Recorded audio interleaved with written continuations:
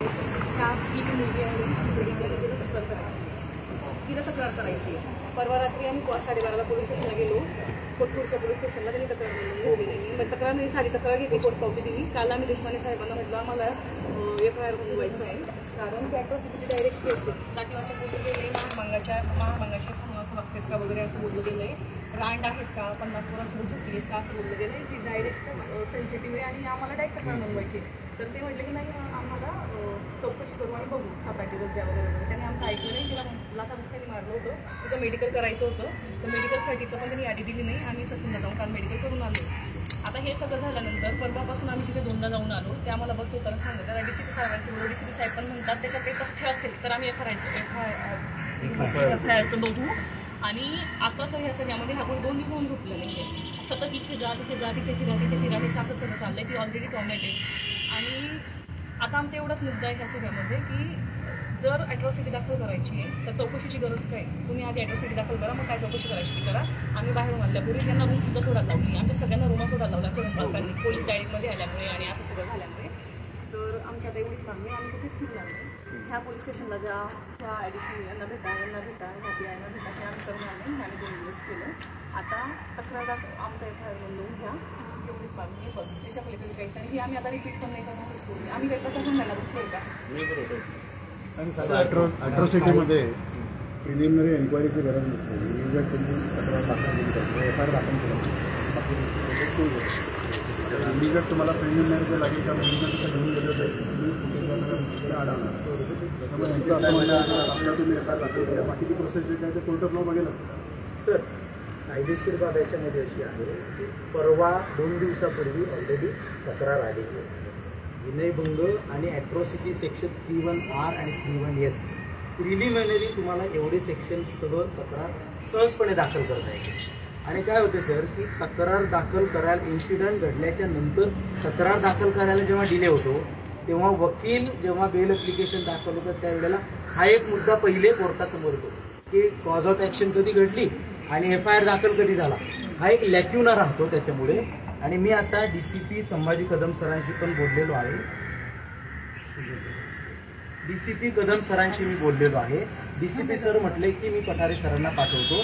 काल मी देशमाने सरांशी सुद्धा बोललो. तर देशमाने सरांचा काय प्रॉब्लेम आहे की ते आहे सिनियर PI.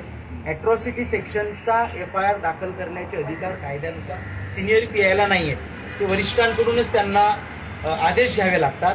आदेश जरी घेतले तरी त्याचे IO हे ACPच असतात. त्यामुळे सर तुम्हाला पूर्णपणे अधिकार आहेत. आणि सर काय झालं, पुणे शहर आहे.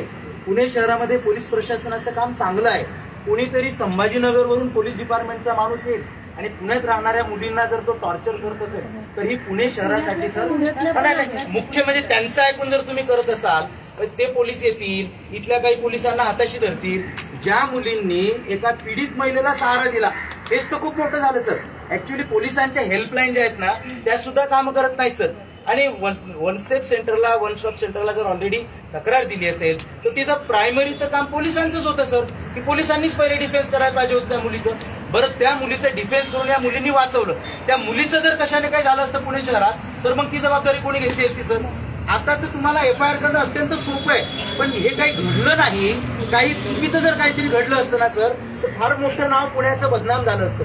ते नाव या पोरींनी वाचवलं. या पोरींना आपण काहीतरी पुरस्कार देणं गरजेचं आहे. तर ह्या मुली पीडित आहेत, या मुलींना त्रास होतोय. बरं भाषा काय सर पोलिसांची. आम्ही वारंवार पोलिसांच्या मिटिंगांमध्ये सांगतो की स्त्रियांशी तुम्ही उद्धटपणे वागू नका. त्यांच्या कॅरेक्टरवर तुम्ही बोलताय, चुकीचं तुम्ही बोलताय, कपड्यांवर बोलताय. हा अधिकार सर पोलिसांना दिलेला नाहीये. त्यामुळे हे योग्य नाहीये. आता त्या मुलींचं जे स्टेटमेंट आहे, जी माहिती आहे त्याच्यानुसार आपण ॲट्रॉसिटी सेक्शन 31R 31S आणि जो पहिला आपला याचा 354 होता त्या सेक्शन अंतर्गत आता गुन्हा दाखल करा सर. तो गुन्हा दाखल झाल्याशिवाय आम्ही सगळे इथून आम्ही उठणार नाही. आमची विनंती आहे सर तुम्हाला. तुम्ही हवं तर संभाजी कदम सरांना त्यांना अर्धवट माहिती दिली होती सर.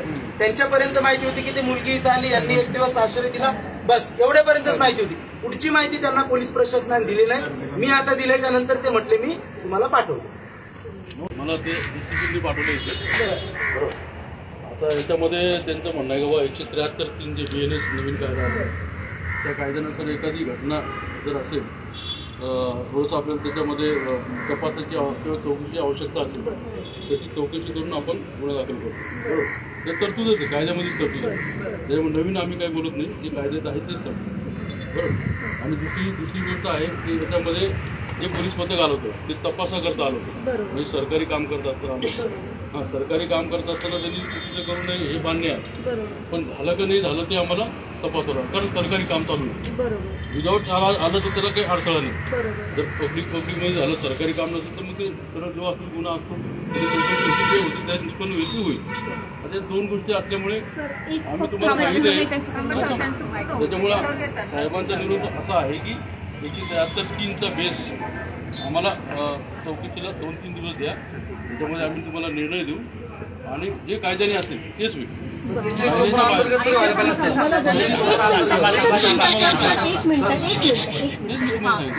सर एक फक्त मुद्दा मला विचारायचा होता. आपण 173 BNSSचा जो बेस घेतलेला आहे, अॅट्रॉसिटी कायदा आपल्याला जो माहिती असेल त्याच्यात सेक्शन 18 खूप स्पेसिफिकली सांगतं सर. सुप्रीम कोर्टाचे सुद्धा गाईडलाईन्स आहेत आपल्याकडे आणि याच्यामध्ये सांगितलं गेलेलं आहे की जर त्या पीडिता सांगती आहे, जर ती व्यक्ती सांगतीये मला जातीवाचक शिवीगाळ केल्या गेलेली, मला जातीवरनं स्पेसिफिकली बोललं गेलेलं आहे, त्या कायद्यामध्ये स्पेसिफिक पुढे हाही सेक्शन आहे की जातीवाचक ज्या शिवीगाळ केला गेला ती महिला ती व्यक्ती जर एखादी महिला असेल तर ती शिक्षा पुढे अजून कडक होते सर.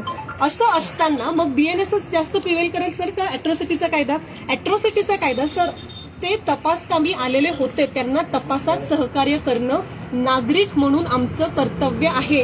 पण माझ्या घरात घुसणं, माझ्या कपाटाचे ड्रॉवर्स उघडणं, त्याच्यातनं माझे इनर्स काढणं हा कुठल्या चौकशीचा भाग होता?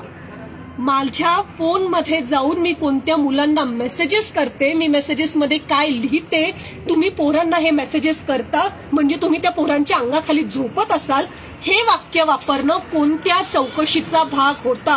तू रांड आहेस, तू महारामांगाची आहेस, तुम्हाला अशाच पद्धतीने सगळे वापरता, तुम्ही आमचं शहर घाण करताय, हा कोणत्या चौकशीचा भाग आहे? ही चौकशी आहे? कोणत्या पद्धतीची चौकशी आहे सर? पोलिसांना ही अधिकार आहे बोलण्याचा? 3 दिवसांपासून जर चौकशी करायची आहे ना तुम्हाला, 1 तारखेला संध्याकाळी 4:30 वाजता मी स्वतः ऍडव्होकेट परिक्रमा खोत छत्रपती संभाजीनगरच्या कामठे सरांशी बोललीये. कामठे सरांना मी सांगितलं जी मुलगी मिसिंग आहे, ज्याच्या चौकशीसाठी ज्या मुलीला शोधण्यासाठी तुम्ही आलात, ती मुलगी तुमच्या सरकारच्या, प्रायव्हेट नाही, सरकारच्या जिल्हा महिला बालकल्याण विभागाच्या 1 स्टॉप सेंटरला आहे. तुम्हाला ही माहिती 4:30 वाजता दिल्या गेलेली आहे सर. 4:30 वाजेपासून 10:30 वाजेपर्यंत त्या पोरींना तिथे डांबवून ठेवलं. 10:30 वाजता त्या 1 स्टॉप सेंटरला चौकशीला गेलात, सोबत त्या मुलीला घेऊन गेलात. त्यातल्या एका त्या मुलीला रात्री 11:30 पावणे 12ला रस्त्याच्या कोपऱ्यावर सोडून दिलं. आम्ही फोन करून मित्रांना पाठवलं, त्या मुलीला सही सलामत तिच्या रूमवरती घेऊन आलो. त्या मुलीच्या जीवाला जर काही कमी जास्त झालं असतं तर तो कोणत्या चौकशीचा भाग होता सर? जातीवरनं शिवीगाळ करणं हा कोणत्या चौकशीचा भाग आहे? त्यांना त्याच्यासाठी कुठली अथॉरिटी भेटलेली होती सर? आणि तुम्ही सुरुवात जे पब्लिक म्हटलं सर्वंट जर असं करत असेल तर नाही, इतर पण लोक होते ना त्याच्यात. आणि सर बाकी 1 मिनिट, पोलीस होते, पोलिसांना चौकशीसाठी मदत करणं ठीक आहे सर. पोलिसांच्या सोबत सिव्हिल ड्रेसवरती पोलीस होते सर. आम्ही कशावरनं ओळखायचं ते पोलीस होते? पोलिसांच्या सोबत जे दुसरे कोण लोक आलेले होते ती लोक माझ्या घरात घुसण्याचा संबंध काय होता त्या पोरींच्या घरात घुसण्याचा? तुम्हाला फक्त ID कार्ड मागितलाय सर. तुम्ही पोलीस आहात ना, पोलिसांच्या गणवेशात का आला नाहीत माझ्या रूमवरती? तुम्हाला आम्ही विचारलं कुठल्या अधिकाराने, कुठल्या विश्वासाने आम्ही विश्वास ठेवावा?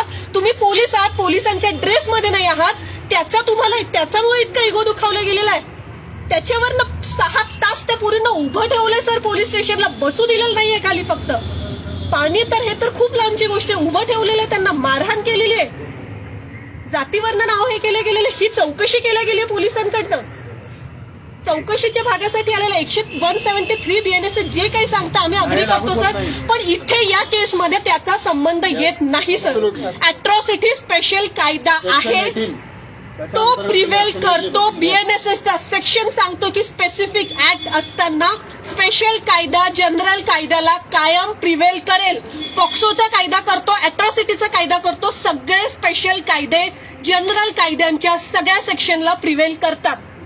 त्याच्यामुळे अॅट्रॉसिटीची FIR दाखल करून घ्यायला कुठलाच आता विरोध नाही, असं कुठलाही विलंब व्हायला नको. ऑलरेडी 1 तारखेपासूनच 3 तारीख आलेली आहे सर, 48 तास उलटून गेलेले आहेत, ऑलरेडी डिले झालेला आहे. ज्या डिलेचा आरोपींनाच फायदा होणार आहे, ते फायदा करूनच घेणार आहेत. तुम्हाला माझ्यापेक्षा चांगलं माहिती आहे ही गोष्ट. Sir delay in filing FIR नाही का फायदा करणार? मग पीडिता ज्या सांगतायत आपण बोलणं वाटतं.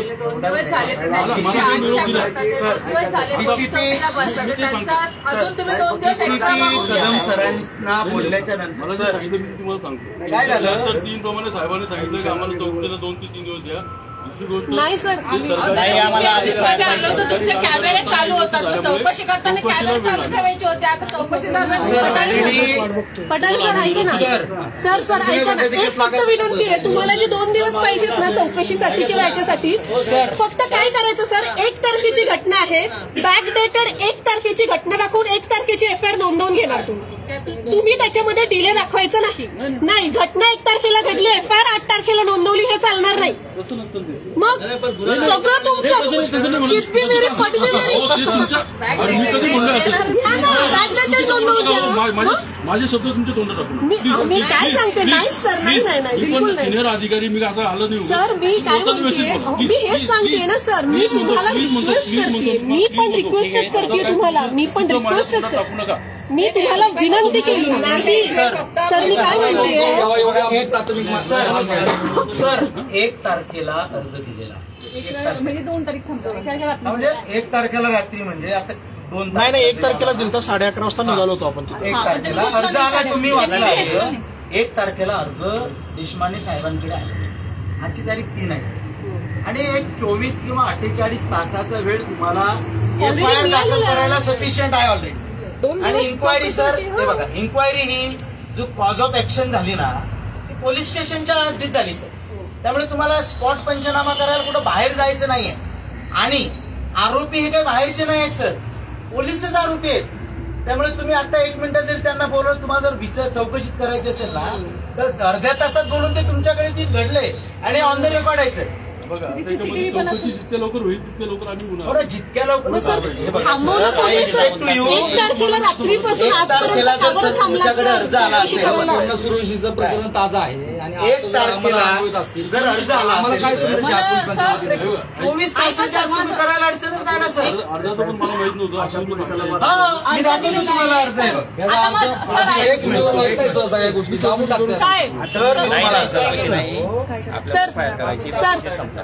सर ऐका ना पठारे सर, अॅट्रॉसिटीचा कायदा आहे सेक्शन 18. तुम्हाला माझ्यापेक्षा चांगलं माहिती असणारे, मला गरज नाही तुम्हाला दाखवण्याची.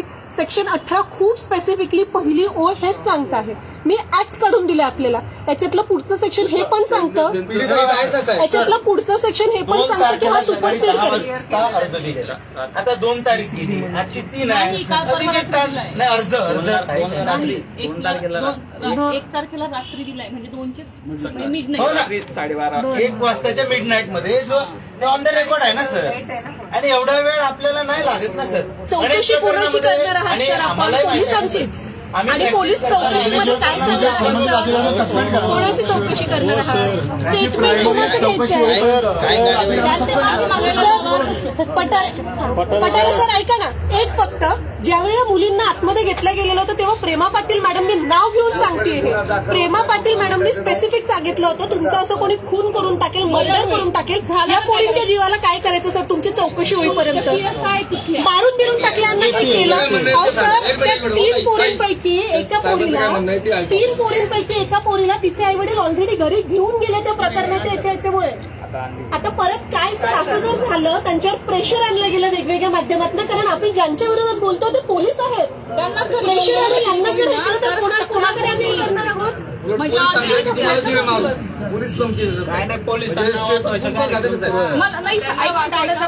सगळ्या तुमचं काय मत आहे? आम्ही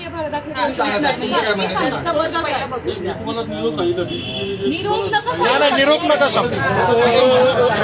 काय निरोप दिला सर? ऐकलं मी त्यांना जाऊन थांबतो. सर तुम्हाला ऑलरेडी 48 त्या रिओ पार्टीचे आरोपी तुम्ही क्षणात पकडताय. रिओ पार्टीचे तुम्ही नसताना इकडे जर आमचं बी ऐकून घ्या. तुम्हाला काय निरोप दिलाय? त्यांनी सांगितलं गृह पार्टीचं नाही झालं की तुम्ही हे करत तिथं काय त्याला काय चौकशी केली का काय केली घटना घडली त्याची मग दुसरी गोष्ट ते सरकारी काम करत असताना ही घटना झाल्यामुळे आम्हाला चौकशी सावकाश करणं सावकाश आवश्यक आहे. चौकशी आणखी जो पण निर्णय होईल तो तुम्हाला आम्ही करू. अहो, निर्णय कशाला पाहिजे त्याला आता अहो गृह पार्टीचं उदाहरण आहे ना सरळ दादा हा तिथं काय चौकशा झाल्या का काय आता तुम्हाला आरोपाला उचललं त्याच्यावर गुन्हा नोंदवलं एफआर मी नोंदवला तुम्हाला त्याच्यामध्ये तरतूद सांगतो काय आहे तरतूद सांगितलं तुम्ही नाही तुम्हाला आता जे ऑन ड्युटी जे पोलीस होते ना त्यांचं नाव लिहायला तुम्हाला वेळ पाहिजे असं तुमचं म्हणणं आहे. चौकशी करायला ना परंतु याच्यामध्ये काही लोक हे सर्व्हिसवर नसणार आहे जो माणूस रिटायर्ड आहे त्याची इन्क्वायरी करायला तुम्हाला एवढ्या वेळची गरज नाही ना सर. त्याची इन्क्वायरी नाही तिथे जी घटना घडली त्याच्या संबंधी पण ते ऑलरेडी देशमाने सर हे कालपासून करतायत ना. पठारे सर त्यांना तेच विचारतो ना. पठारे सर पठारे सर तुम्ही विचारून घ्या सर कोणाकडे आणि कोण करणार आहे पठारे सर पठारे इन्क्वायरी कोणाकडे करणार आहे आणि कोण करणार आहे?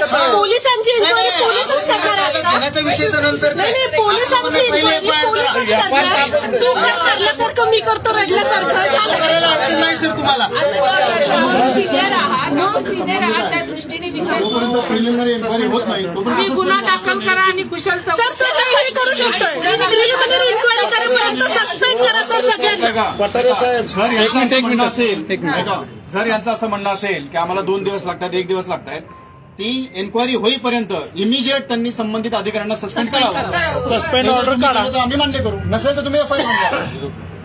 एक काम करू पठारे सर किती वाजेपर्यंत वाट बघावी आम्ही आपली? मला एफआर नोंदवपर्यंत आपण सिटी आतमध्ये राहू एक मिनिट डीसीपी सरांना फोन केला. त्याच्या आतमध्ये राहू डीसीपी सर काय म्हटले तुम्ही त्यांना अर्धवट माहिती दिलेली होती ती म्हणून औरंगाबादची प्लेट एकाच महिन्यापर्यंतच आहे. त्याच्या पुढचा जो सीन आहे ना तो कदम सरांना माहित नव्हता तो मी सांगितला आणि ते मला म्हटले मग की मी पठारे सरांना ते सांगतो सर तुमच्याकडे येतील त्या मुलींचं स्टेटमेंट घेतील